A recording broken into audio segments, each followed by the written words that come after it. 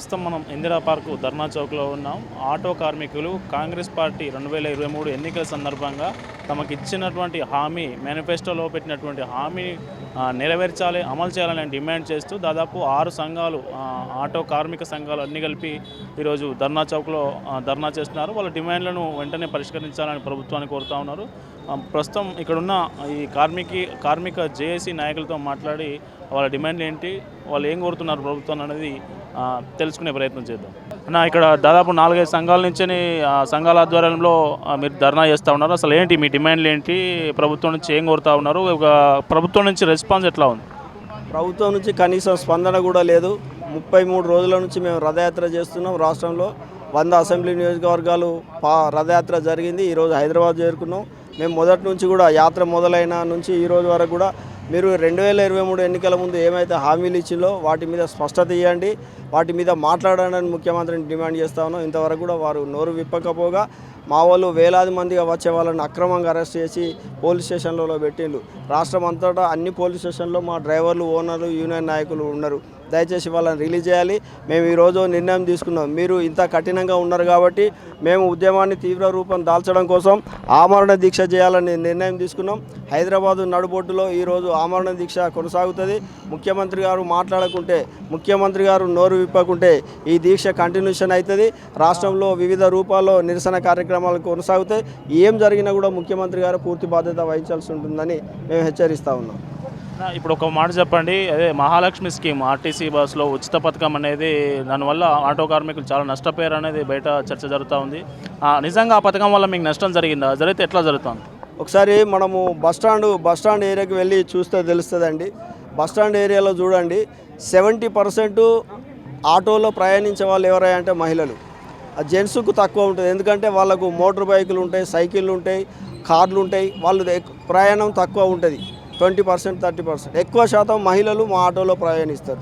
ఈరోజు మహాలక్ష్మి పథకం పెట్టడం వల్ల ఆ మహిళలు బస్సు కోసమే, బస్టాండ్లో ఒకసారి మీరు పరిశీలించండి, 3 గంటలు, 4 గంటలు, 5 గంటలైనా కూడా బస్సు కోసం వెయిట్ చేస్తున్నారు మహిళలు.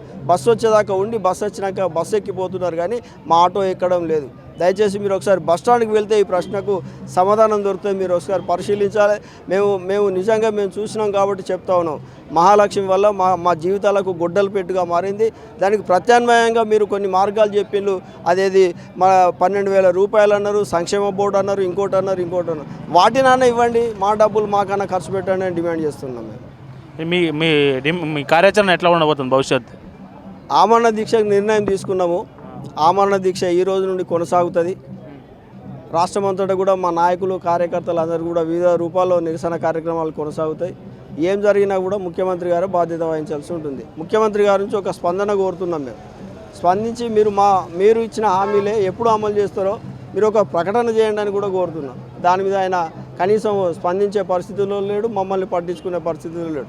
అందుకే ఈ నిర్ణయాన్ని తీసుకోవడం జరిగింది. గవర్నమెంట్ ఆర్థిక పరిస్థితి బాగాలేదంటాను మన సీఎం. మీ హామీ నెరవేరుస్తారా? మీకు సాయం ఇచ్చే పరిస్థితిలో గవర్నమెంట్ ఉందని మీరు అనుకుంటున్నారా?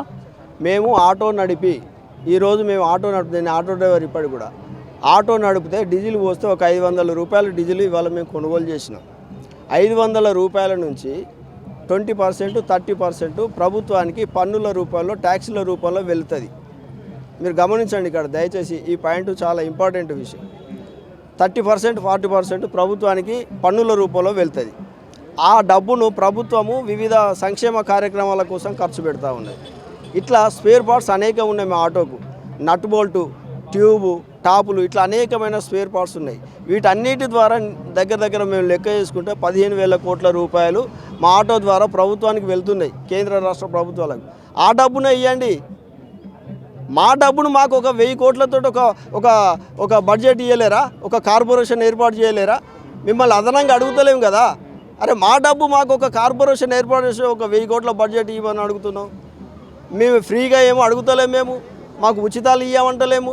మా కాళ్ళ మీద మేము 30,000, 40,000 అప్పు తెచ్చి డౌన్ పేమెంట్ కట్టి ఫైనాన్స్లో బండి తెచ్చుకొని మా భార్య పిల్లలను చదువుకుంటూ ఉంటే మా నోటి కాడిని కూడు గుంజుకున్నారు మీరు.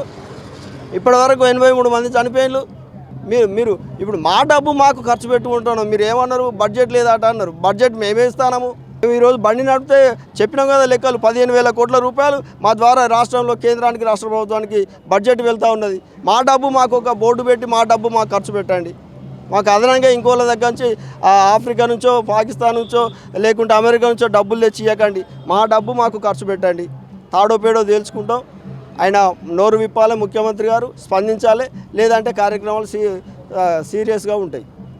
ఇది ఆర్టీసీ జేఏసీ కార్మిక జేఏసీ స్పష్టంగా ప్రభుత్వాన్ని చెబుతుంది. మేము తాము ఆమరణ నిరాహార దీక్షకు దిగుతామని, జిల్లాల్లో ఎక్కడికక్కడ వాళ్ళు దీక్షలు చేస్తామని వాళ్ళు ప్రభుత్వానికి అల్టిమేటం ఇస్తున్నారు. ప్రభుత్వం నుంచి స్పందన రావాలని వారు కోరుకుంటున్న పరిస్థితి మనకు కనిపిస్తూ ఉంది.